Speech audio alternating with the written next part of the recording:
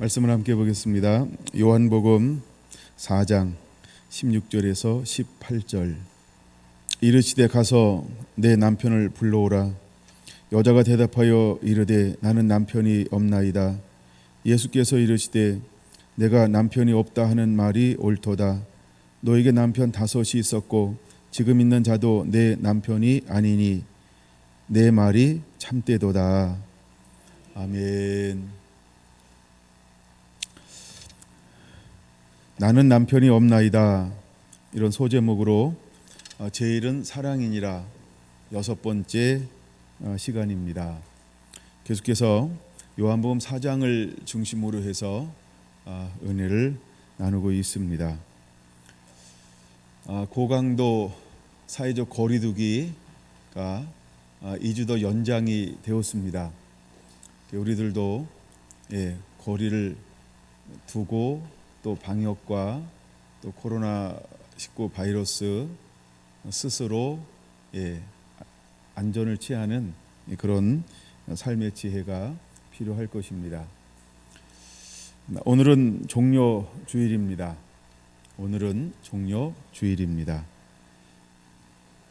자, 오늘은 요한복음 4장을 통해서 우리에게 주시는 말씀을 다시 한번 더 깊이 나누어 보려고 합니다. 제가 요새 계속해서 요한복음 4장을 묵상을 하고 있어요. 먼저 오늘은 크게 두 가지로 나눌 건데 시간이 되는 대로 먼저 하나의 주제를 먼저 나눌 것입니다. 예수님께서 이 땅에 오신 목적이 무엇일까? 요한일서 3장 8절은 이렇게 말합니다. 마귀의 일을 멸하려 하심이니라 라고 말입니다. 예수님께서 이 땅에 오신 이유는 마귀가 하는 일을 멸하러 오셨다라고 하는 것입니다. 마치 마귀가 이 세상을 자기 것처럼 빼앗아 버렸어요. 그리고 마귀가 이 세상을 지배하고 통치하고 다스리는 것처럼 보이게 만들었습니다. 원래 우리 육신은 연약합니다. 그리고 우리는 제한적입니다. 그러나 마귀는 우리보다 제한적이지 않습니다. 그리고 할 수 있는 것들이 더 많이 있는 것처럼 보입니다. 우리가 육을 입고 있는 동안에 우리는 늘 선택하면서 삽니다. 그런데 이 육을 통하여서 계속해서 사탄은 우리에게 미혹과 유혹으로 우리를 넘어뜨리게 합니다. 여러분, 원래 우리는 강한 존재입니다. 우리는 능치 못하는 일이 없는 그러한 존재입니다. 우리가 강하고 담대할 수 있는 이유는 예수 그리스도 안에 있을 때, 즉 하나님 말씀 앞에 순종하고 있을 때 우리는 강하고 담대한 존재입니다.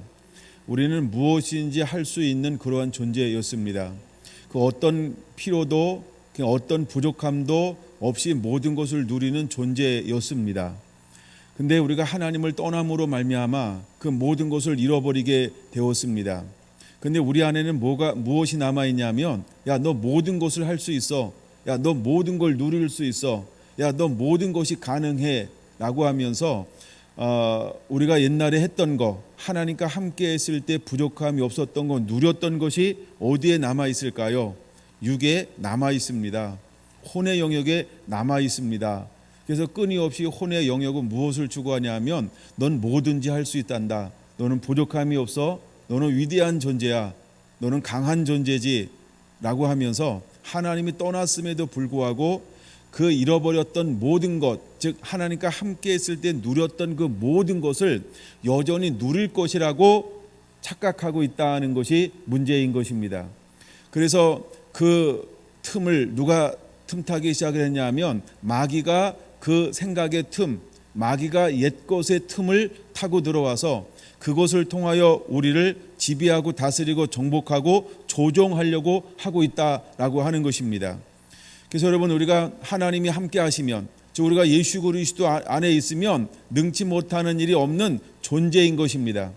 그러나 우리가 하나님을 떠나서는 아무것도 할 수 없는 존재인데 이것을 우리가 가볍게 여겼던 것입니다. 그래서 죄라고 하는 것은 무엇이냐 하면 하나님을 떠나게 하는 것입니다. 하나님의 능력을 우리 안에 이렇게 들어오지 못하도록 가로막는 역할을 하는 것이 죄라고 하는 것입니다. 근데 많은 사람들이 착각하는 것이 무엇이냐면 내가 죄인이라고 하는 걸 잃어버리고 산다는 것입니다. 여전히 내가 모든 것을 할 수 있는 존재야라고 생각한다라고 하는 것입니다. 그러나 여러분, 우리는 이 땅에 살면서 이제 어떤 삶을 살아야 할까? 매 순간마다 100% 예수 그리스도 안에 머무르는 자가 되어야 합니다. 하나님 안에 머무르는 자가 되어야 합니다. 우리는 매 순간마다 100% 하나님을 의지하는 자가 되어야 합니다. 하나님을 바라보는 자가 되어야 합니다. 그래서 우리가 예수님을 떠나면 아무것도 아닌 것을 알아야 합니다. 우리가 하나님을 떠나면 아무것도 아닌 것을 알아야 합니다. 우리가 말씀을 떠나면 아무것도 아니라고 하는 걸 우리는 알아야 합니다. 그런데 우리 안에 있는 혼은 계속해서 아무것도 아니라가 아니라, 야, 넌 무엇인가 할 수 있어. 너 지난날에 무엇인가 했잖아. 넌 할 수 있는 존재야. 넌 능치 못함이 없는 존재이지. 너 자신을 알아야 돼. 라고 하면서 자꾸 우리의 혼을 사단은 깨웁니다. 그리고 마귀에게 있는 능력, 마귀에게 있는 권능, 마귀에게 있는 자원을 혼의 영역에 불어넣습니다. 그래서 마치 하나님이 우리와 함께할 때 했던 것과 같은 현상이 일어나도록 우리를 유혹한다라고 하는 것입니다. 그래서 많은 사람들이 스스로 교만해지기 시작합니다. 자기 의에 빠지기 시작합니다. 그리고 완고해지기 시작합니다. 하나님을 찾아야 할 그 시간에 하나님을 찾지 아니하고 스스로 나를 믿고 자기의 의를 바라보며 자기를 주목하게 만드는 것입니다. 이것이 누가 하는 걸까요? 바로 죄의 근원인 사단이 하는 것입니다. 우리가 죄에 미혹되었을 때 우리는 하나님을 멀리합니다. 하나님을 구하지 않습니다. 하나님의 필요성을 잃어버리고 삽니다. 그래도 모든 것이 충족, 넉넉하기 때문입니다. 그러나 여러분, 우리는 하나님의 절대적인 분이라고 하는 걸 깨달아야 할 줄로 믿습니다. 그래서 요한복음 10장 10절은 이렇게 말합니다. 마귀가 온 것은 빼앗고 죽이고 멸망시키려는 것뿐이요 라고 말입니다. 여러분, 마귀는 속이는 자입니다. 마귀는 속이는 자라고 하는 걸 우리가 깨달아야 합니다. 그는 속이는 자입니다. 그래서 빼앗고 죽이고 멸망시키러 오는 것인데 어떤 모습으로 올까? 그는 과장한다는 것입니다. 자기를 변형시킨다는 것입니다. 때로는 강명의 천사로 변형시키는 것처럼, 때로는 모든 필요를 채워주는 것처럼, 때로는 사랑하는 존재인 것처럼, 때로는 용납하는 존재인 것처럼 우리에게 다가와서 미혹한다라고 하는 것입니다. 여러분, 세상에는 두 가지 뉴스가 있다고 합니다. 진짜 뉴스와 가짜 뉴스 말입니다. 여러분, 어떤 것을 많이 듣고 있습니까? 우리가 매일매일 듣는 것에 우리는 영향을 받게 되어져 있습니다. 믿음은 어디서 생기는지 여러분 아시지요? 하나님의 말씀을 들음으로 믿음이 생깁니다. 근데 우리 안에 두려움은 어디서부터 오는 걸까요? 잘못된 것을 계속해서 들으면 두려움이 오는 것입니다. 이처럼 사단은 무엇을 이용할까요? 듣는 정보를 이용하는 것입니다. 듣는 뉴스를 이용하는 것입니다. 우리가 무엇을 많이 듣게 만드는가? 사단은 우리에게 잘못된 것을 계속해서 주입하기 위해서 자기의 것을 과대 광장, 과대 포장해서 우리에게 전달하여 듣게 만들고 있습니다. 보게 만들고 있습니다. 그리고 자기도 모르게 따라가게 만들고 있는 것입니다. 여러분, 이것이 미혹이라고 하는 것입니다. 여러분, 사단이 하는 일 중에 하나가 고린도후서 4장에 말하고 있는 것처럼 광명의 천사 하나님의 빛이 우리의 마음에 비치지 못하도록 미혹한다는 겁니다. 가로막는다라고 하는 것입니다. 그래서 우리가 잘못된 정보, 잘못된 것을 듣고 마치 잘못된 것이 옳은 것처럼 착각하게, 그리고 내가 스스로 그것을 신봉하고 그것을 굳게 의지하고 믿게 만든다라고 하는 것입니다. 여러분, 좌우의 이런 이념이 어떻게 생겼을까요? 서로 어떤 영향을 받았냐에 따라서 좌우가 생겨난 것입니다. 여러분, 진보와 보수는 뭐의 차이일까요? 어떤 영향력을 많이 들었느냐, 보았느냐, 배웠느냐, 그것을 내 것으로 만들었느냐, 어디에 내가 많이 노출되었느냐에 따라서 때로는 진보가 될 수 있고 때로는 보수가 될 수도 있었던 것입니다. 그러나 여러분, 우리가 이기는 방법은 무엇으로 이길 수 있을까요? 성경을 하나 찾아보기 원하는데 요한계시록 12장입니다. 요한계시록 12장 9절의 말씀을 좀 보려고 합니다. 요한계시록 12장 9절은 이렇게 말합니다. 큰 용이 내쫓기니 옛뱀 곧 마귀라고도 하고 사단이라고도 하며 온 천하를 깨는 자라. 그가 땅으로 내쫓기니 그의 사자들도 그와 함께 내쫓기니라.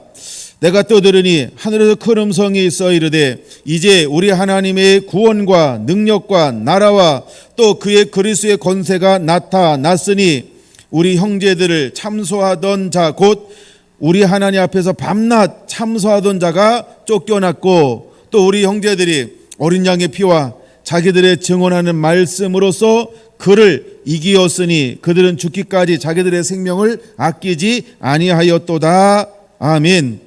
이렇게 말하고 있습니다. 여러분, 우리가 이기는 방법은 무엇으로 이길 수 있을까요? 두 가지로 우리는 이길 수 있는 것입니다. 하나는 예수 그리스도의 피, 즉 어린 양의 피로 이길 수 있는 것입니다. 여러분, 우리는 매일매일 씻겨짐을 당해야 할 줄로 믿습니다.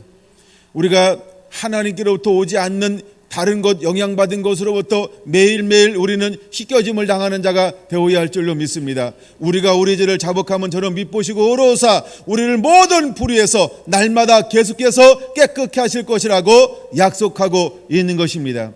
그러므로 여러분, 우리는 잘못된 영향받은 것, 잘못되게 듣는 것에 대해서 우리는 매일매일 하나님 앞에 나가서 회개해야 할 줄로 믿습니다.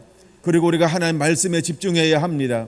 여러분, 진정으로 복 있는 사람은 어떤 사람이 복이 있다고 말하고 있습니까? 주 야로 하나님의 말씀을 묵상하는 것입니다. 앉으나 일어서나 길을 행할 때나 누울 때나 하나님의 말씀을 묵상하는 것입니다. 강론하는 것입니다. 그 말씀을 엎드리는 것입니다. 바로 이 사람이 복이 있다라고 말씀을 하고 있는 것입니다. 여러분, 우리가 말씀을 떠나면 하나님을 사랑하는 것이 아닙니다. 하나님을 사랑하는 방법은 내 말을 가지고 지키는 자라야 나를 사랑하는 자니라고 말했던 것처럼 우리는 말씀을 행함으로 우리의 사랑을 드러내는 자가 되어야 할 줄로 믿습니다. 그러므로 마귀가 쫓겨남을 당하였습니다. 근데 그를 이기는 방법은 두 가지입니다. 첫째는 어린 양의 피인 것입니다. 그러므로 우리가 날마다 그의 보혈의 피 앞에 나가야 할 줄로 믿습니다. 보혈의 십자가를 의지하는 자가 되어야 합니다. 여러분, 십자가를 바라보는 자가 되어야 합니다. 그 보혈로 우리의 죄를 씻기는 자가 되어야 할 줄로 믿습니다. 날마다 우리가 주님 앞에 나가 우리 죄를 자복하며 그 십자가를 바라보고 예수의 피로 우리를 씻을 때 우리는 정결해질 수 있는 것입니다. 두 번째, 우리가 이길 수 있는 방법이 무엇일까요? 자기들의 증언하는 말씀으로 이긴다라고 말했습니다. 우리가 무엇으로 이길 수 있을까요? 하나님의 말씀밖에 없습니다. 이걸 우리는 복음이라고 말하고 있는 것입니다. 나를 떠나서 너희가 아무것도 아니니라 라고 말하고 있는 것처럼 우리가 말씀을 떠나서는 아무것도 아닌 것을 깨달아야 합니다. 이 말은 사단을 이길 수 없다라고 하는 것입니다. 큰 용을 이길 수 없습니다. 뱀을 이길 수가 없습니다. 사단을 이길 수가 없습니다. 온 천하를 깨는 자를 이길 수 없다라고 하는 것입니다. 그러므로 우리는 진리의 말씀 안에서 살아가는 자가 되어야 할 줄로 믿습니다. 여러분, 요한복음 4장에 나오는 이 여인은 어떤 삶을 살았을까? 이 여인은 잠시 세상과 착하였습니다. 그리고 그는 많은 남자를 두었던 여인이었습니다. 그러나 그 안에는 말씀도 있었습니다. 그러나 그 안에는 모세의 율법도 있었습니다. 그래서 늘 그는 두 가지 삶을 함께 더불어 살았습니다. 그러던 어느 날 그는 언제부턴가 세상은 점점 줄어들고 하나님의 율법이 그 삶에 가득하게 채워지기 시작을 했습니다. 그러나 사람들은 이 여인을 무엇이라고 부를까? 여전히 이 여인은 부정한 여인이라고 불려졌습니다. 그러나 부정한 것은 그가 한때였습니다. 그러나 어느 순간 그 삶에 무엇이 점점 증가되기 시작했냐 하면 하나님의 말씀으로, 하나님의 율법으로 하나님 기뻐하는 것을 어떻게 살아갈까? 나 정말 하나님을 알고 싶어요. 나는 죄인입니다. 주님, 내가 어떻게 하나님을 진정으로 예배한 자가 되기 원하는데 어떻게 예배할 수 있나요? 라고 하는 거룩함에 대한 목마름이 점점 그 삶 가운데 더 분량을 많이 차지하고 있었던 것입니다. 그러나 여전히 사람들은 그를 무엇이라고 바라봤는가? 그는 죄인 중에 죄인이라고 바라봤다라고 하는 것입니다. 그러던 어느 날 그는 물을 길러 나왔습니다. 그리고 한 번 예수 그리스도를 만나게 되었습니다. 그리고 그와 대화를 나누다가 내가 주는 물을 먹는 자는 내 배에서 생수강이 흘러 나오리라고 하는 놀라운 소식을 듣게 되었던 것입니다. 그리고 그는 그에게 구하는 것입니다. 그런 물이라고 한다면 내게도 주셔서 다시는 물길로 올 필요가 없게 나를 만들어 주시옵소서라고 말입니다. 그럴 때 예수님이 그에게 첫 번째 묻는 물음이 무엇이냐면 내 남편이 가서 내 남편을 불러오라 라고 하는 말이었습니다. 여러분, 우리가 성령으로 거듭나기 위해서, 우리가 성령으로 충만되기 위해서 무엇이 필요한 것일까? 예수님은 성령을 받기 위해서 이 여인에게 먼저 해결되어져야 할 것이 있는 것을 타치하고 있는 것입니다. 그래서 예수님은 이렇게 묻는 것입니다. 가서 내 남편을 불러오라 라고 말입니다. 여러분, 이것은 무엇을 말하는 것일까? 회개해야만 성령을 받을 수 있다라고 하는 것을 우리에게 말씀하고 싶어 하고 있는 것입니다. 그때 이 여인은 이렇게 말하는 것입니다. 나는 남편이 없나이다 라고 말입니다. 이 여인의 말에 예수님은 즉각 이렇게 대답을 하는 것입니다. 내가 남편이 없다는 말이 옳도다. 너에게 남편 5이 있었고 지금 있는 자도 내 남편이 아니니 내 말이 참되도다 라고 말입니다. 여러분, 우리가 은혜 안에 깊이 머물기를 원하십니까? 그러면 우리 안에 어떤 것을 통과해야 할까? 회개라고 하는 것을 반드시 통과해야 할 줄로 믿습니다. 할렐루야. 여러분, 오늘 예수님께서 어린 나귀를 타고 이제 예루살렘에 입성을 합니다. 사람들은 자기 옷과 종려나무 가지를 들고 예루살렘에 입성하는 예수님을 호산나 다윗의 자손이요 하면서 그를 환영하고 있습니다. 그러나 이것을 보면서 속에서 못마땅한 사람들이 등장합니다. 이 사람들은 율법의 사람이고 자칭 말씀의 사람이고 의롭다라고 생각하는 사람들이었습니다. 예수님은 그들을 향하여 뭐라고 말합니까? 만약에 이들이 잠잠한다고 한다면 돌들이 나를 찬양하였을 것이다 라고 말하면서 저들이 찬양하는 것이, 저들이 나를 찬양하는 것이 합당하고 마땅하다라고 예수님께서는 말씀을 하고 있는 것입니다. 그러면 누가 예수님을 호산나 다윗의 자손이요 라고 하면서 그를 찬양함으로 맞이할 수 있었을까? 그것은 바로 회개한 심령이라고 하는 것입니다. 마태복음 1장 21절, 예수님께서 이 땅에 오신 이유가 있습니다. 그는 예수로 오셨습니다. 예수라고 하는 이름의 뜻이 무엇일까요? 자기 백성을 그의 죄에서 구원할 자로 이 땅에 오셨다라고 하는 것입니다. 여러분, 세례 요한도 주의 오실 길을 예비할 때 마태복음 3장 1절에서 6절 그는 무엇을 선포하기 시작을 했나요? 회개하라 라고 하면서 회개할 것을 선포하고 있는 것을 볼 수 있습니다. 여러분, 우리가 어떻게 회개해야 할까? 마태복음 3장을 한번 보겠습니다. 마태복음 3장 6절 먼저 보겠습니다. 자기들의 죄를 자복하고 요단강에서 그에게 세례를 받더니, 할렐루야. 여러분, 세례를 받기 위해서 전제 조건이 무엇이었을까? 바로 자기의 죄를 자복하는 것이 필요했던 것입니다. 여러분, 우리가 회개하기 위해서 무엇을 해야 할까? 자기의 죄를 자복하는 자복하는 은혜가 우리에게 필요한 것입니다. 두 번째, 마가복음 1장으로 한번 보겠습니다.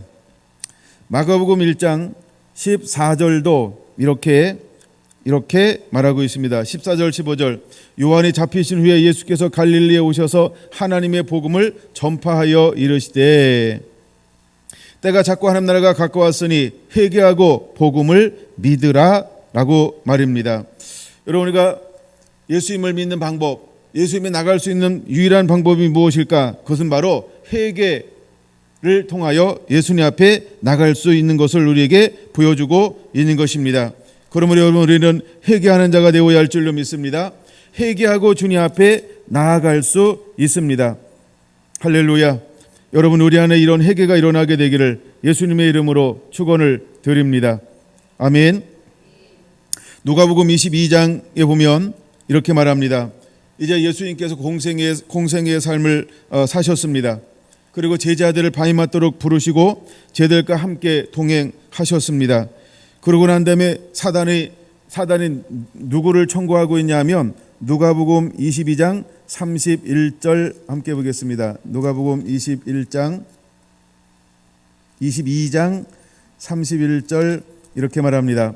시몬아 시몬아 보라, 사단이 너희를 밀가루로 하려고 요구하였으나 그러나 내가 너희를 위하여 내 믿음이 떨어지지 않기를 기도하였노니 너는 돌이킨 후에 내 형제를 굳게 하라 라고 말입니다. 예수님과 오랜 삶을 살았음에도 불구하고 이들이 온전히 이루어지지 않은 연약한 부분이 있었습니다. 그것이 무엇이냐 하면 하나님의 말씀 위에 굳게 세워지지 않았습니다. 그리고 말씀 위에 굳게 세워지지 않았을 뿐만 아니라 아직 그들 안에 위로부터 능력이 그들 안에 주어지지 않았습니다. 여전히 사단은 와서 누구도 청구하고 있을까? 예수님과 함께하고 바톤을 이어받아 달려갈 다음 주자인 12 제자들도 사단이 청구하고 있는 것을, 합법적으로 청구하고 있는 것을 볼 수 있습니다.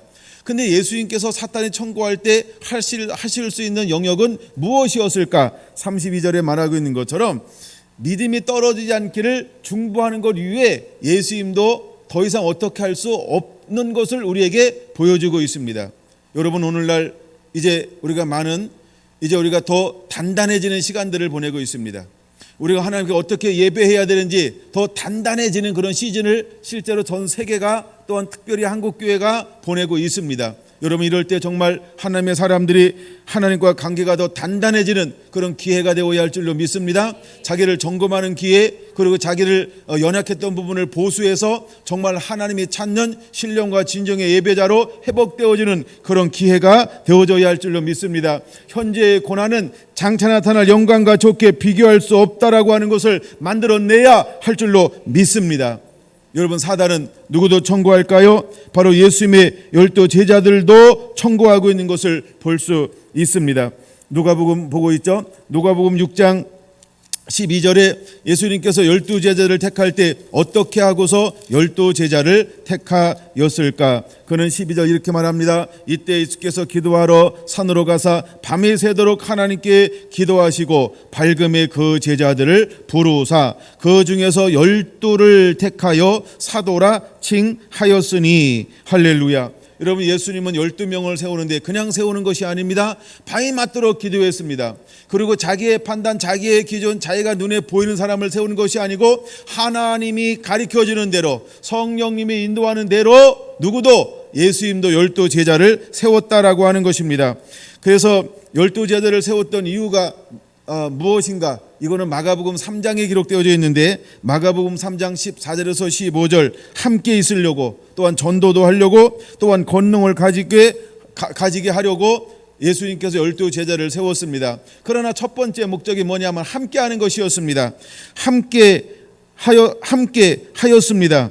그럼에도 불구하고 예수님께서 마지막 겟세마네 동산에서 십자가를 지는 그 현장 가운데 이제 예수님은 베드로와 야고보와 요한을 함께 데리고 올라갔습니다. 그리고 그들에게 마가복음 14장 37절에 무엇을 요구합니까? 나와 1시 동안 깨워 기도할 것을 요구하고 있습니다. 그러나 그들은 1시 동안 깨워 기도하는 것을 감당하지 못하였습니다. 감당하지 못한 이유가 무엇일까요? 38절에 이렇게 말합니다. 마음은 원이로되 육신이 약하도다 라고 말입니다. 여러분, 예수님과 함께하는 것만 가지고 부족합니다. 기적과 이적과 표적을 보는 것만으로는 부족합니다. 우리가 일상적인 삶의 예배의 삶을 가지고는 부족한 것입니다. 왜냐하면 우리가 성령에 온전히 붙들리지 아니하면, 위로부터 성령이 우리에게 부음받지 아니하면 우리의 노력, 우리의 열심, 우리의 어떤 부어지는 그런 은혜 가지고는 그 길을 온전히 걸어갈 수 없다는 것입니다. 악한 자와 싸워 능히 이길 수 없는 한계가 있는 것을 분명하게 보여주고 있는 것을 볼 수 있습니다. 여러분, 우리에게 어떤 은혜가 임해야 할까요? 성령의 은혜가 임해야 할 줄로 믿습니다. 우리가 성령으로 충만하지 아니하면 주님이 원하시는 그 길까지 우리가 달려갈 수 없는 존재인 걸 깨달아야 합니다. 여러분, 마가복음 16장 14절을 한번 볼까요? 마가복음 16장 14절, 이제 예수님의 마지막 사역이고 마지막 시즌입니다. 근데 여전히 그들은 어떤 상태에 있는가? 14절, 그 후에 11 제자가 음식을 먹을 때 예수께서 그들에게 나타나사, 같이 읽을까요? 그들의 믿음이 없는 것과 마음이 완악한 것을 꾸짖으시니 이는 자기가 살아난 것을 본 자들의 말을 믿지 아니함일러라. 아멘. 여러분, 예수님께서 이미 어떻게 하셨습니까? 사역을 다 감당하셨습니다. 그리고 부활하셨습니다. 그리고 그들을 만났습니다. 그런데도 불구하고 12명 제자들의 실제 영적 상태, 마음의 상태, 삶의 상태는 어떤 상태였을까요? 14절은 한 놀라야 할 것입니다. 그들 상태가 어떤 상태라고요? 믿음이 없는 것과 두 번째 마음이 완악함 가운데 있었다라고 하는 것입니다. 무엇을 했음에도 불구하고 예수님과 함께 했음에도 불구하고 발맞도록 기도하고 12명을 택하고 3년 6개월 동안 정말 온 공생애를 처음부터 끝까지 함께 동행했음에도 불구하고 수많은 것들을 보고 들었음에도 불구하고 아직도 그들에게 무엇이 생기지 않았습니까? 믿음이 생기지 않았습니다. 왜 이런 일이 일어났을까요? 아직도 하나님은 그들에게 볼 수 있는 눈과 들을 수 있는 귀와 마음으로 깨닫는 것을 허용하지 않았기 때문인 것입니다. 그러므로 여러분, 우리는 이제 기도해야 합니다. 주여, 안약을 사서 눈에 발라 보게 하라 라고 했던 것처럼 주여, 내 눈을 열어 보게 하여 주옵소서. 주여, 내 귀를 열어 듣게 하여 주옵소서. 주여, 내 마음으로 깨닫는 자가 되게 하여 주시옵소서. 주여, 내 눈에 안약을 발라 주시옵소서. 여러분, 이것을 우리가 사모함으로 기도하는 자가 되어야 할 줄로 믿습니다. 여전히 그들은 예수님과 함께 동행할 수 없음을 통하여서 예수님께서 십자가를 질 때 그들은 어디를 향하여 갔을까요? 여러분, 오늘쯤 이 성경 하나 찾아 읽어봐야 될 것 같아요. 이사야 53장입니다. 이사야 53장 뭐라고 말하고 있을까요? 이사야 52장 13절부터 보겠습니다. 이사야 52장 13절. 보라, 내 종이 형통하리니 받들어 높이 들려서 지극히 존귀하게 되리라. 전에는 그의 모양이 타인보다 상하였고 그의 모습이 사람들보다 상하였으므로 많은 사람이 그에 대하여 놀랐거니와 그가 나라들을 놀라게 할 것이며 왕들은 그로 말미암아 그들의 입을 봉하리니 이는 그들이 아직 그들에게 전파되지 아니한 것을 볼 것이요 아직 듣지 못한 것을 깨달을 것임이라. 여러분, 이것이 충분히 이해가 되고 있나요? 여러분, 다시 한번 이 말씀 여러분들이 나중에 시간 내어서 많이 묵상해 보시기를 바랍니다. 53장 1절. 우리가 전한 것을 누가 믿었느냐? 여호와의 팔이 누구에게 나타났느냐? 그는 주 앞에서 자라나기를 연한 순 같고 마른 땅에서 나온 뿌리 같아서 고운 모양도 없고 풍채도 없은즉 우리가 보기에 흠모할 만한 아름다운 것이 없도다. 그는 멸시를 받아 사람들에게 버림을 받았으며 간고를 많이 겪었으며 질고를 아는 자라. 마치 사람들이 그에게 얼굴을 가리는 것 같이 멸시를 당하였고 우리도 그를 귀히 여기지 아니하였도다. 여러분, 오늘날 우리가 실제로 예수님을 어떻게 여기고 있는가? 또한 여러분, 우리는 다시 오실 신랑에 대해서 얼마나 고대, 얼마나 사모하며 얼마나 기다리고 있는가? 이제 우리의 삶을 점검해 보아야 할 줄로 믿습니다. 우리가 하나님의 자녀라고 하면서 우리가 하나님이 말씀하시는 그 기준 앞에 얼마나 거룩한 상태를 유지하고 있는가? 우리 삶을 점검해 보아야 할 줄로 믿습니다.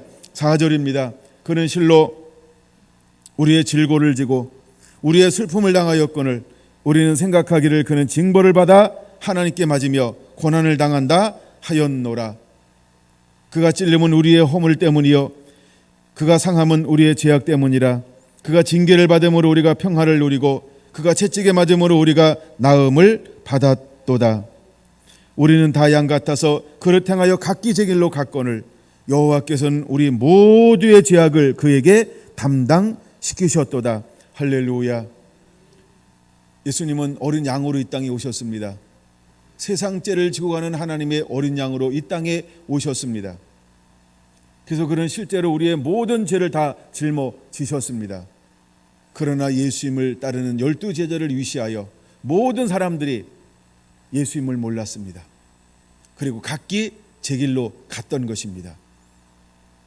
오늘날은 어떨까요? 여러분, 오늘날 저와 여러분들의 신앙과 믿음은 어떨까요? 각기 제 길로 가는 삶을 살까요?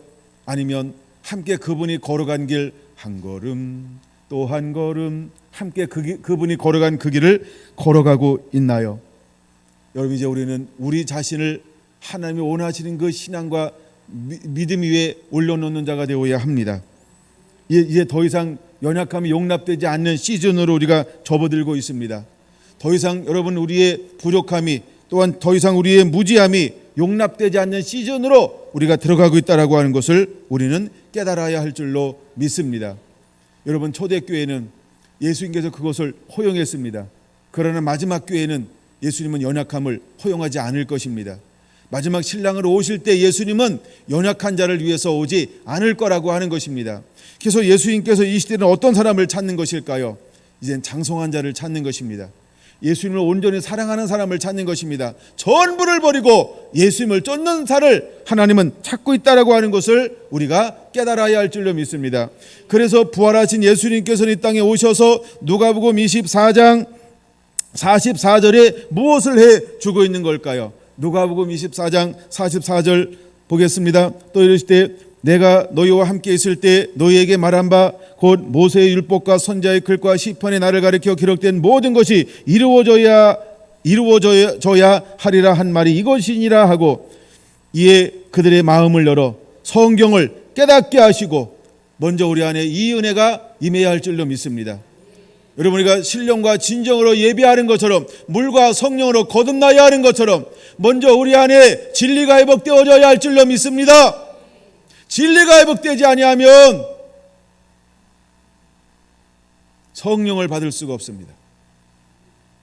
성령이 우리 안에 온다 해도 계속해서 머물 수가 없습니다. 우리가 진리를 따라 살아가기 위해서 우리 안에 전제 조건이 무엇이어야 할까? 반드시 죄를 회개해야 한다는 것입니다. 죄의 무거운 짐을 내려놓아야 한다는 것입니다. 예수님의 십자가 보혈 앞에, 예수님의 십자가 공로 앞에 우리 매 순간마다 나가서 죄를 자복하는 자가 되어야 합니다. 그리고 하나님의 말씀을 읽어야 합니다. 그리고 말씀 앞에 머무르는 자가 되어야 합니다. 그리고 그 말씀을 살아내는 자가 되어야 할 줄로 믿습니다. 그리고 내 의지로 말씀을 살아낼 수가 없습니다. 내가 말씀을 사모하고 그분을 갈망하며 그분을 추구할 때 그분은 내게 말씀이 삶이 되기 위해서 위로부터 성령을 부어주게 될 거라고 하는 것입니다. 할렐루야. 그래서 사도행전 이거 좀 더 읽을까요? 45절, 이에 그들이 마음의 문을 열어 성경을 깨닫게 하시고, 46절 또 이르시되 이같이 그리스도가 고난을 받고 제3일에 죽은 자 가운데서 살아날 것과 또 그의 이름으로 제사함을 받게 하는 회개가 예루살렘부터 시작하여 모든 족속에게 전파될 것이 기록되었으니 너희는 이 모든 일의 증인이라. 볼지어다 내가 내 아버지께서 약속하신 것을 너희에게 보내리니 너희는 위로부터 능력으로 입혀질 때까지 이 성에 머물라 하시니라. 할렐루야. 여러분, 말씀이 풀어진 가지고 다 되지 않기 때문에 예수님은 뭐라고 말씀하고 있습니까? 위로부터 능력이 임하기까지 너희는 이 성에 머물라 라고 말씀하고 있는 것입니다. 그러므로 여러분, 우리는 이 성에 머무르는 자가 되어야 할 줄로 믿습니다. 이 성에 머무르는 자가 되어야 할 줄로 믿습니다. 이 성이 어딜까요? 53절 한 절만 읽습니다. 늘 성전에 있어 하나님을 늘 성전에 있어 하나님을 우리가 어디 머무르는 자가 되어야 할까요? 늘 성전에 머무르는 자가 되어야 할 줄로 믿습니다. 할렐루야. 여러분, 아직 내 몸이 성전이 되기 전에 우리는 어디에 머무르는 자가 되어야 할까요? 보이는 성전에 머무르는 자가 되어야 할 줄로 믿습니다. 내 몸이 거룩한 전이 되기 전에 우리는 보이는 성전에 머물러야 할 줄로 믿습니다. 그래서 제자들은 예수님의 말씀을 붙잡고 어디로 달려갔을까요? 각기 제 길로 간 것이 아닙니다. 땅까지로 복음을 증거하기 위해서 흩어진 것이 아닙니다. 그들은 위로부터 능력이 임할 때까지 어디에 머물러 있었을까요? 하나님의 성전에. 할렐루야. 그러므로 여러분, 우리가 능력이 임하기 전에 나가면 안 됩니다. 여러분, 한국교회가 능력이 임하기 전에 공예배가 파하면 안 됩니다. 능력이 임하기 전에 공예배는 계속해서 드려져야 하는 것입니다. 그리고 능력이 임하면 내 몸이 성전이 되어서 땅까지 복음 들고 나가는 것입니다. 만약에 흩어졌는데 이제 있는 곳에서 예배하는데 그 속에서 예배의 삶을 온전히 살 수 없다라고 한다면 빨리 여러분 공예배가 회복되어져야 합니다. 빨리 하나님이 함께 머무는 공동체 예배가 있는 곳으로 여러분들이 나와야 할 줄로 믿습니다. 거기서 약속의 말씀을 붙잡고 능력이 위로부터 임하기까지 머물러 있는 자가 되어야 할 줄로 믿습니다. 늘 성전에 있어 하나님을 찬양한다고 했습니다. 하나님을 예배했다라고 했습니다. 하나님을 찾아야 할 줄로 믿습니다. 여러분들이 예배하는 자가 되어야 할 줄로 믿습니다. 그럴 때 사도행전 1장 3절 뭐라고 말하고 있습니까? 그가 고난받으신 후 또한 그들에게 확실히 많은 증거로 친히 살아계심을 나타내사 40일 동안 그들에게 보이시며 하나님 나라의 일을 말씀하시니라. 4절 5절 사도와 함께 모이사 그들에게 분부하여 이르시되 예루살렘을 떠나지 말고 내게서 들은 바 아버지께서 약속하는 것을 기다리라. 요한은 물로 세례를 베풀었으나 너희는 몇 날이 못되어 성령으로 세례를 받으리라 하셨느니라. 할렐루야. 여러분 잘 보세요. 예수님께서는 세례 요한이 고백합니다. 나는 물로 세례를 주거니와 내 뒤에 오시는 무엇으로? 물과 성령으로 세례를 베푸시리라. 근데 예수님께서 공생애를 살 때 무엇으로 세례를 베풀었나요? 물로. 그것도 예수님이 친히 한 것은 몇 건 안 되고 주로 누가? 예수님의 제자들이. 근데 아직 이루어지지 않은 게 있어요. 아직 성취되지 않은 선포된 말씀이 있어요. 그게 뭘까요? 성령으로 세례를 베풀리라. 근데 성령으로 세례 베푸는 것이 언제 이루어졌나요?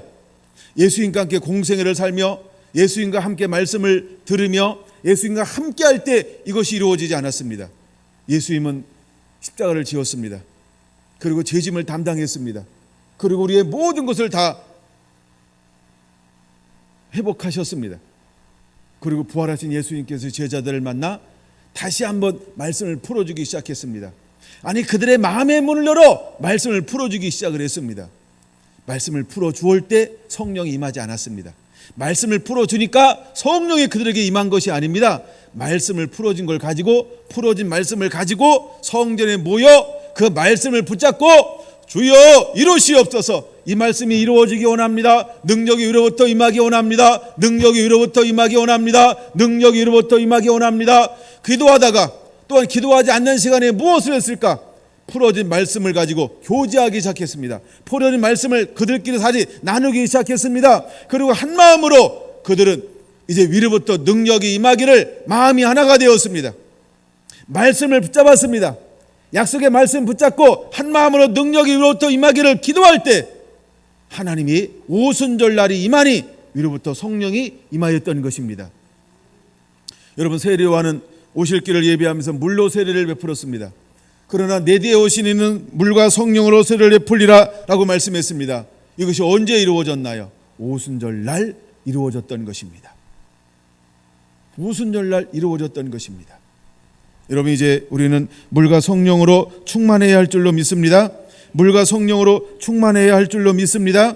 반드시 성령을 받고 일어나는 자가 되어야 할 줄로 믿습니다. 여러분 사도행전 손 하나 껴놓고 먼저 우리가 요한복음 15장으로 한번 가보겠습니다. 바로 앞에 있으니까 요한복음 15장은 찾아볼 이유가 분명히 있어요. 요한복음 15장 26절입니다. 내가 아버지께로부터 너에게 보낼 보혜사 곧 아버지께로부터 나오시는 진리의 성령이 오실 때에 그가 나를 증언하실 것이요. 성령이 오시면 성령이 하는 일이 무엇일까요? 예수님을 증거하게 될 것이다 라고 말씀하고 있는 것입니다. 그러므로 우리는 무엇을 받아야 할까요? 성령을 받지 아니하면 예수님의 증인이 될 수가 없어요. 성령을 받지 아니하면 예수님의 복음을 전파할 수가 없어요. 그건 지식을 전달하는 것입니다. 그러나 반드시 성령이 임하실 때 성령이 오시면 하는 일이 뭘까요? 예수님을 증언하는 것입니다. 16장 요한복음 16장 12절에서 15절 보겠습니다. 내가 아직도 너에게 이를 것이 많으나 지금은 너희가 감당하지 못하리라. 왜 지금이 어떤 때일까요? 성령을 받지 않은 상태. 그러면 진리의 성령이 임하시지 아니하면 아무것도 감당할 수 없을 뿐만 아니라 더 깊은 곳으로 들어갈 수 없는 것입니다. 그러므로 이제 우리는 더 깊은 곳으로 들어가기 위해서 성령을 받아야 할 줄로 믿습니다. 13절에 이렇게 말합니다. 그러나 진리의 성령이 오시면 이라고 말입니다. 그러니까 12절이 안 되는 이유가 무엇이라고 말하고 있는 것입니까? 아직 진리의 성령이 너에게 임하지 않았기 때문에 내가 더 많은 것, 더 깊은 것, 더 넓은 걸 줄 수가 없어 라고 하는 것입니다. 그러나 진리의 성령이 오시면 무엇이 풀어지기 시작할까요? 그렇죠? 더 깊은 것, 더 놀라운 것, 더 넓은 것, 또 새로운 차원의 하나님의 은혜들이 계시들이 풀어지게 될 걸 믿으시기 바랍니다. 다시 한번 13절, 그러나 진리의 성령이 오시면 그가 너희를 모든 진리 가운데로 인도하시리니 그가 스스로 말하지 않고 오직 들은 것을 말하며 장래를 너희에게 알리시리라. 그가 내 영광을 나타내리니 내 것을 가지고 너희에게 알리겠음이니라. 할렐루야. 여러분, 우리 안에 이런 은혜가 임해야 할 줄로 믿습니다. 우리 안에 이런 은혜가 임해야 할 줄로 믿습니다. 할렐루야. 오순절날 성령이 그들 가운데 임하였습니다. 급하고 강한 바람 같은 소리가 있어 그들이 앉은 온 집에 가득하게 임하였습니다. 사도행전 12장 2절 3절, 마치 불의 휘처럼 갈라지는 것들이 그들에 보여 각 사람이 하나씩 임하였더니 사도행전 2장 4절, 그들이 다 성령의 충만함을 받고 성령이 말하게 하심을 따라 다른 방언으로 말하기를 시작하니라. 할렐루야. 여러분, 종료주일날 우리 안에 또 무엇이 사모가 되어져야 할까요? 이제 그런 물이라고 한다면 내게 주어서 나도 마시게 하여 주옵소서, 다시 물 길러오지 않게 하여 주옵소서 라고 할 때 예수님이 그에게 뭐라고 묻습니까? 내게 남편이 있느냐? 오, 나에게 남편이 없습니다. 내 말이 맞도다. 내가 남편 5이 있었지, 그러나 지금 있는 남편도 내 남편이 아니야 라고 말입니다. 그때 이 여인은 그를 향하여 뭐라고 고백합니까? 당신은 선지자로소이다 라고 말입니다. 여러분, 우리 안에 이제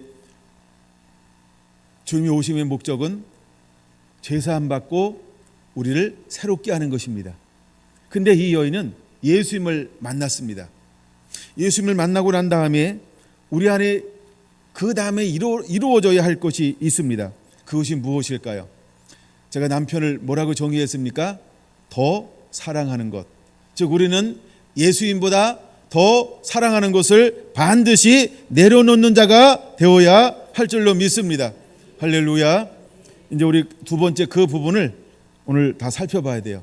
오후 예배가 없기 때문에 오전에 제가 지금 굉장히 말을 빨리 하고 있는 이유가 오전 오후 거를 어쨌든 취약해서 다 나누려고 하는 겁니다. 성경을 많이 가르쳐주는 이유는 다시 들으면서 찾아오면서 문맥으로 여러분들이 때로는 묵상해 볼 필요가 있는 것도 있을 것 같아요. 누가복음만 가지고 한번 나눠보려고 그래요. 많이 왔다 갔다 하면 그렇게 돼서 제가 일부러 누가복음으로만 좀 준비했습니다. 준비되셨나요? 누가복음 3장 7절에서 보겠습니다. 3장 7절. 자, 요한이 세례받으러 나오는 무리들에게 뭐라고 이야기합니까? 독사의 자식들아, 누가 너희에게 일러 장차올 진노를 피하라 하더냐? 그러므로 회개에 합당한 열매를 맺고 속으로 아브라함이 우리 조상이라고 말하지 말라. 내가 너희에게 이르노니 하나님이 능히 이 돌들로도 아브라함의 자손이 되게 하시리라. 이것이 하나님의 능력인 것입니다. 여러분, 하나님의 임재가 계속해서 함께하고 있어요. 여러분들 믿음으로 열린 마음으로 또 사모함으로 말씀을 들으시길 바랍니다. 9절, 이미 도끼가 나무 뿌리에 놓였으니 좋은 열매 맺지 아니하는 나무마다 찍혀 불에 던져지리라. 우리가 물어 이르되 그러면 우리가 무엇을 하리이까? 대답하여 이르되 옷 두 벌 있는 자, 옷 없는 자에게 나눌 것이요 먹을 것이 있는 자도 그렇게 할 것이니라. 나누라 이 말입니다. 12절, 세리들도 세례를 받고자 하여 와서 이르되 선생님이 우리가 무엇을 하리이까 하며 이르되 부가 된 것 위에 거두지 말라. 이게 뭐라고 그런 거예요? 이게 회개라고 하는 거예요. 이게 뭐라고 하는 거예요? 더 사랑하는 거 내려놓는 거라고 하는 거예요. 더 사랑하는 것을 내려놓는 방법을 세례 요한이 구체적으로 가르쳐주고 있는 것입니다. 그럼 만약에 내가 예수님과 복음 때문에 더 사랑하는 것이 있다고 한다면 모두 구체적으로 내려놓는 자가 되어야 할 줄로 믿습니다. 반드시 내 삶 가운데서 이번 고난주간을 한 주간 보내는 가운데 반드시 더 사랑하는 것이 있다라고 한다면 내려놓게 되길 바랍니다. 할렐루야. 만약에 더 사랑하는 게 무엇일까? 바로 이런 거 할 수 있겠죠. 11절 옷 두 벌인 자는 옷을 나누세요. 먹을 것이 있는 자는 먹을 것이 없는 자에게 나누세요. 할렐루야. 여러분, 저희 교회가 계속해서 이런 소식이 들려올 때마다 때로는 20만 원, 때로는 30만 원, 때로는 50만 원, 때로는 그 이상 계속해서 지금 나눠주고 있어요. 왜? 지금 우리가 큰 사역을 못하고 있으니까. 큰 사역은 못하고 있고 헌교는 계속해서 쌓이고 있고 그래서 계속 소식을 들을 때마다 이걸 실제로 나눠주고 있어요. 실제로 나눠주고 있어요. 다 소문낼 수는 없지만은, 그러나 뭐 내가 나누나요? 다 관계되는 분들이 다 계시잖아요. 그러니까 계속해서 나누고 있습니다. 그러므로 여러분, 우리가 세계가 무엇인지, 만약에 내가 더 사랑하는 것이 있다라고 한다면 반드시 내 손을 펼치시기 바랍니다. 그게 해결하고 하는 것입니다. 아멘. 그 다음에 세리가 할 일이 뭐예요? 부과된 것 위에는 더 걷지 말라는 거예요. 그게 더 사랑하는 것을 내려놓는 거라고 하는 방법입니다. 그 다음에 15절 14절 군인들도 물어 이르되 우리가 무엇을 하리이까 하매 사람들에게 강탈하지 말며. 그러면 군인들 중에 대표적인 사람이 누굴까요? 백부장. 그럼 백부장은 그 지위를 가지고 뭘 할 수 있는 사람이었어요? 강탈할 수 있는 사람이었다는 거예요. 그렇죠? 근데 그 백부장이 어떤 백부장이 가끔 소개가 되어져요? 그렇죠. 백성들을 많이 구제하고 백성들에게 칭찬 들으며 또 백성들에게 사랑을 입으며. 어떤 가정에 가서는 이번 주에 신방나면서 나눴던 말씀이에요.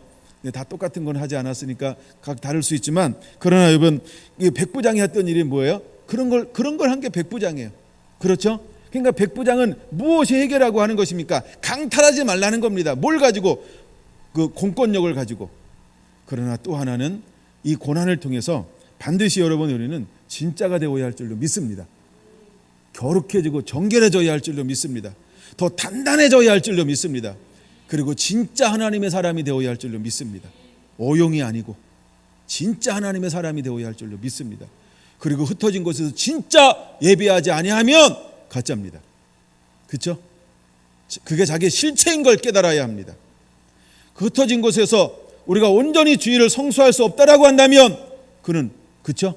그게 자기 수준인 걸 깨달아야 돼요. 우리가 교회 나온다고 주의를 시킨 거고 안 나온다고 주의를 못 지키고, 그렇죠? 이미 그 수준이라는 거예요. 여러분, 이런 걸 철저하게 이번에 한국교회가 자기 성찰의 기회로 삼았으면 좋겠습니다. 많은 방법들이 지금 나오고 있어요. 그러나 더 중요한 게 뭘까?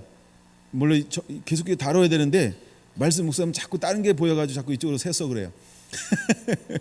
이제 신령과 진정, 이걸 원래 다루려고 이제 이 시리즈를 준비한 건데 아직 거기까지 못 가고 있어요. 아직도 굵직한 게 3개가 남아 있는데 아직도 못 다루고 있어요. 그러나 제일은 사랑이라는 큰 주제를 가지고 그 크게 3가지를 반드시 다룰 겁니다. 그 크게 3가지 중에 하나가 뭐냐면, 하나가 신령과 진정으로 예배하는 거예요. 이게 이제 다음 주제인데 아직 그걸로 못 넘어가고 있는 것뿐이에요. 그다음에가 뭐냐면 내 양식은 뭔가. 내 양식은 뭔가. 예수님의 양식에 다른 게 있어요. 예수님의 양식이 뭘까요? 나를 보내신 이 일을 행하는 것이 곧 나의 양식이다. 그래서 양식이라고 하는 말을 하면서 굉장히 중요하게 다루게 있는 게 뭐냐면, 추수할 것이 되었는데 너희는 넉 달이 되어야 추수할 때가 되었다, 이렇게 본다는 거예요. 예수님의 시각과 우리의 시각이 그만큼 다르다는 겁니다. 여러분, 지금은 주님은 이 시대를 어떻게 바라볼까요? 추수할 때로 바라보는 것입니다. 힘들다, 어렵다, 이거 우리가 만들어낸 용어 아닌가요? 이거 우리가 스스로 지치고 우리가 스스로 그렇게 프레임을 짜고 있는 거 아닌가요? 그렇죠? 정말 70년대, 여러분 80년대는 굉장히 좋았습니까? 그때도 우리 똑같이 살았잖아요. 그렇죠? 여러분, 지금도 그럼 이걸 프레임을 바꿔야 합니다. 생각을 바꿔야 합니다. 만약에 우리가 힘들고 어렵다는 고정관념을 갖고 있다고 한다면 우리는 여전히 예수님이 오셨을 때 시대에 바리새인과 사두개인과 똑같다라고 하는 겁니다. 제자일과 똑같다라고 하는 것입니다. 그러나 예수님은 그 시대를 바라면서 뭐라고 바라봅니까? 추수할 것이 많다. 지금 추수할 때가 되었다. 이미 삭도 받았다. 그 다음에 이제 또 다루려고 하는 부분이 뭐냐 하면 이틀을 위하여라는 거예요. 사마리아의 이틀을 위했습니다. 놀라운 기적이 일어나요. 내가 이미 제목도 가르쳐줬잖아요. 48시간의 기적. 48시간의 기적. 이런 게 이제 뒤에 기다리고 있는데 아직 못 다루고 있는 것 뿐이에요. 자, 좀 더 나누고 말씀을 마치겠습니다. 아직 첫 번째 거 다루고 있죠. 네, 그래서 군인들은 강자란 거예요. 예, 여러분, 군인들은 강탈하지 말며, 그 다음에 거짓으로 고발하지 말고, 그들이 뭘 가지고 있다고요? 얼마나 겁박하는지 몰라요. 겁박하고 그들이 할 수 있는 걸 다 동원하려고 하는 거예요. 이게 여러분, 나라의 권력이라 공권력이라고 하는 게 때는 그렇게 무서운 겁니다. 근데 지금 이 시대에는 공권력을 누가 했습니까? 군인이. 그게 지금 군인에게 말하고 있는 것입니다. 지금 이거 정부에게 말하는 것입니다. 이거 지금 공권력을 집행하고 가지고 있는 사람들에게 말하고 있는 것입니다. 여러분, 우리가 그걸 깨달아야 합니다. 그 다음에 받은 급료를 족한 줄로 알라. 얼마나 후려쳐먹는지. 그렇죠? 예, 공무를 하는 사람들이 실제로 이런 거예요. 이게 세례 요한이 군인들을 향하여서 외치는 이 말을 여러분, 우리가 가볍게 여기지 않아야 할 줄로 믿습니다. 할렐루야. 이게 뭐라고요? 이게 더 사랑하는 것을 내려놓는 거예요. 이게 더 사랑하는 것을 내려놓는 거예요. 제발 선거할 때 뭐 하겠다고만 말하지 말고 실제로 이제는 그 국회의원이 되어가지고 당량만 쫓아가지 말고 진짜 하고 싶은 일을 하는 그런 나라가 되었으면 좋겠어요. 여당이나 야당이나 늘 똑같잖아요. 우리가 막말로 말하지 이 니은 찍나 저 니은 찍나 똑같다고. 왜 그런 말이 있을까요? 이미 여러분 우리가 많이 겪어본 거예요. 그렇죠? 사람이 중요합니다. 정말 사람이 중요한 것입니다. 그래서 여러분, 우리가 우리의 능과 힘으로 할 수가 없어요. 아멘. 여러분, 그러므로 우리는 하나님 앞에 기도해야 합니다. 그러므로 여러분, 우리가 무엇을 하는 자가 되어야 할까요? 기도하는 자가 되어야 합니다. 정말 성도들이 기도해야 합니다. 성도들이 기도해야 합니다. 기도해서 하나님이 움직여 주셔야 합니다.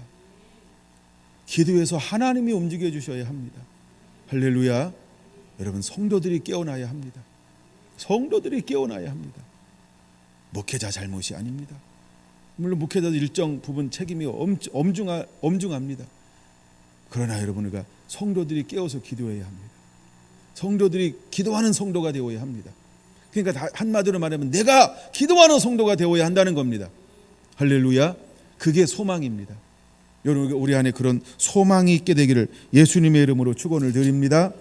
5장 11절 보겠습니다. 5장 11절 시작. 그들이 배들을 육지에 대고 모든 것을 버려두고 예수를 따르니라. 할렐루야. 이 부분은 마태복음 4장에 더 이렇게 정확하게 기록되어져 있는데 뭐냐 하면 이제 베드로와 안드레, 그 다음에 야고보와 요한이 예수님을 따를 때 어떻게 따릅니까? 모든 것을 버리고. 여러분, 우리가 더 사랑하는 것 가지고 예수님을 쫓을 수가 없습니다. 더 사랑하는 것이 없어야 예수님을 온전히 쫓을 수 있습니다. 만약에 우리가 두려워하는 것이 있다고 한다면, 미국의 드라마가 늘 뭐에 두려워요? 가족. 안 됩니다. 하나님이 쓰실 수가 없어요. 만약에 미국 드라마처럼, 미국 영화처럼 인생을 산다, 신앙생활 한다, 못 씁니다. 하나님이. 왜요? 가족을 더 사랑하니까. 부모, 아내, 남편, 처자식 더 사랑하니까 못 씁니다. 하나님은. 그건 드라마고 영화입니다. 하나님의 나라의 드라마인 그런 거 못 씁니다. 그걸 깨달아야 합니다. 여러분, 그거에 속지 않게 되길 바랍니다. 여러분, 주님은 분명히 말합니다. 부모보다, 아내보다, 자녀보다 나를 더 사랑한 자는 내게 합당하지 아니하다 라고 말입니다. 나를 위하여 모든 것을 버린 자는 100배로 반드시 받게 될 것입니다. 그리고 내세 영생을 잃어버릴 자가 아무도 없다라고 하는 것을 믿으시기 바랍니다. 할렐루야. 할렐루야. 만약에 여러분들 안에 또 우선순위가 오직 예수가 아니라고 한다면 그거 내려놓으시기 바랍니다. 그게 바로 더 사랑하는 겁니다. 그게 바로 더 사랑하는 것입니다. 할렐루야. 그 다음에 5장 39절 한번 보겠습니다. 5장 39절 시작. 묵은 포도주를 마시고 새 것을 원하는 자가 없나니 이는 묵은 것이 좋다 함이니라. 묵은 것이 좋죠. 그렇죠? 묵은 것이 참 좋은 겁니다. 근데 이건 무엇을 말하는 걸까요? 익숙한 거, 편안한 거, 안락한 거, 새로운 것으로 오는데 오는 거부감, 변화를 가로막는 거. 여러분, 그거 내려놓으라는 것입니다. 그거 내려놓으라는 것입니다. 그것 가지고는 뭘 받아들일 수가 없어요? 새 것을 받아들일 수 없어요. 여기서 말하는 새 것은 무엇일까요? 그렇죠. 예수님부터 오는 성령 사역입니다. 예수님의 사역을 말하는 것입니다. 여러분, 율법 가지고 안 됩니다. 옛것 가지고 안 된다는 거예요. 마찬가지로 여러분, 우리가 더 사랑하는 것, 더 익숙한 것, 그거 내려놔야 하는 것입니다. 그리고 주님이 주시는 것, 그거 새로운 것이 불편하다 할지라도 우리는 그것을 가지고 나사렛 예수의 이름으로 일어나는 자들이 되어야 할 줄로 믿습니다. 할렐루야. 7장 37절 보겠습니다. 7장 37절. 그 동네에 죄를 지은 한 여인이 있어 예수께서 바리새인의 집에 앉아 계심을 알고 향유를 담은 옥합을 가지고 와서 예수님의 뒤로 그 발 곁에 서서 울며 눈물로 그 발을 적시고 자기 머리털로 닦고 그 발에 입 맞추고 향유를 부었다라고 말하고 있습니다. 여러분, 이 여인은 예수님께 무엇을 드린 걸까요? 전부를 드린 것입니다. 이 여인은 어떤 사람이었을까요? 그 당시에 죄인이라고 말할 때는 공개적인 죄인이 두 종류가 있었어요. 하나는 세리, 하나는 창녀.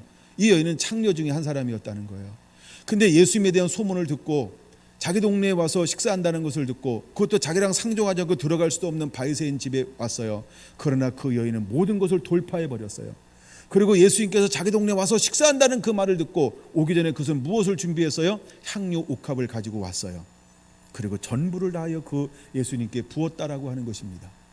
여러분, 이 여인은요, 죄 많은 여인이에요. 근데 이 여인은 많은 것을 탕감받은 여인이었어요. 누가 더 예수님을 더 사랑할 수 있을까라고 비유를 말씀할 때 누가 더 사랑한다고요? 47절 보겠습니다. 그러므로 내가 너희에게 말하노니 그는 많은 죄가 사하여 줬도다. 이는 그의 사랑함이 많음이라. 사함을 받은 일이 적은 자는 적게 사랑하느니라. 할렐루야. 여러분, 우리가 전부를 다하여 예수님을 더 사랑하는 자가 되기를 축원합니다. 만약에 예수님을 더 사랑하는 것이 있다고 한다면 반드시 이 여인처럼 전부를 내려놓는 자가 되기를 예수님의 이름으로 축원을 드립니다. 할렐루야. 9장 23절입니다. 9장 23절, 이제 신앙 고백을 했습니다. 그때 예수님께서 뭐라고 말합니까? 아무든지 나를 따라오려거든 자기를 부인하고 자기 날마다 제 십자를 지고 나를 따를 것이니라. 누구든지 제 목숨을 구원하고자 하면 잃을 것이요 누구든지 나를 위하여 제 목숨을 잃으면 구원하리라. 할렐루야. 여러분, 자기를 부인해야 한다는 것입니다. 특별히 우리가 이런 고난을 만날 때, 특별히 우리가 이런 환난을 만날 때, 지금 우리가 코로나라고 하는 19 이런 것을 만날 때, 여러분, 우리가 첫 번째 해야 될 것이 무엇일까요? 자기 부인이라는 것입니다. 자기 중심을 생각하는 것은 위험합니다.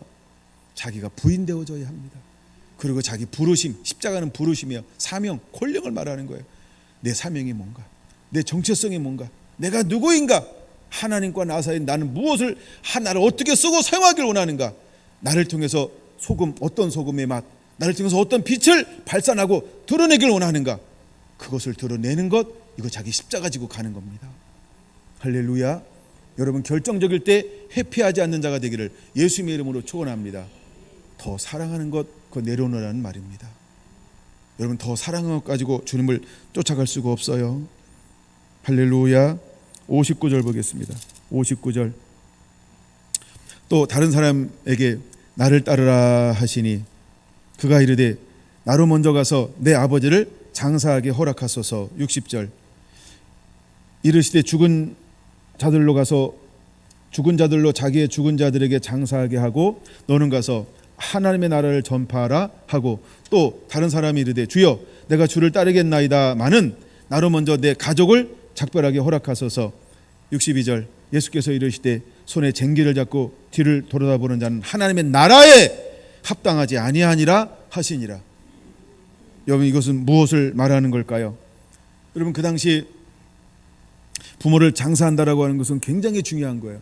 모든 것에 우선되는 것 중에 하나가 장례입니다. 실제로 레위기에 나옵니다. 그래서 실제 지금도 이스라엘 문화는 장례를 굉장히 중요시 여겨요. 우리도 그런 문화가 있잖아요, 그렇죠? 우리가 잔치집엔 안 가도 어딘 가라 그랬어요? 예, 장례집은 가라. 이게 잠언에 나오는 말씀 중에 하나이기도 합니다. 예. 근데 주님을 따를 때 무엇을 내려놓으라는 거예요? 도덕적인 의무보다 종교의 의무가 우선이다 말하고 있는 것입니다. 종교적인 의무보다 도덕적인 의무보다 종교적인 의무가 앞서야 된다, 이것을 말하고 있는 것입니다. 만약에 여러분들이 도덕적인 의무를 우선하고 종교적인 의무를 뒤로 한다고 한다면 그건 하나님의 나라에 합당하지 않다는 것입니다.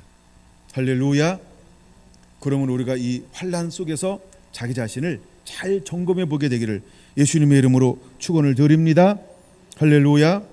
그 다음에 61절에 말하는 건 무엇을 말하는 걸까요?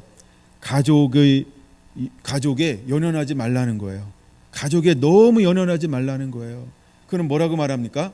이제 내가 나로 먼저 내 가족과 작별하는 것을 허락하여 주소서.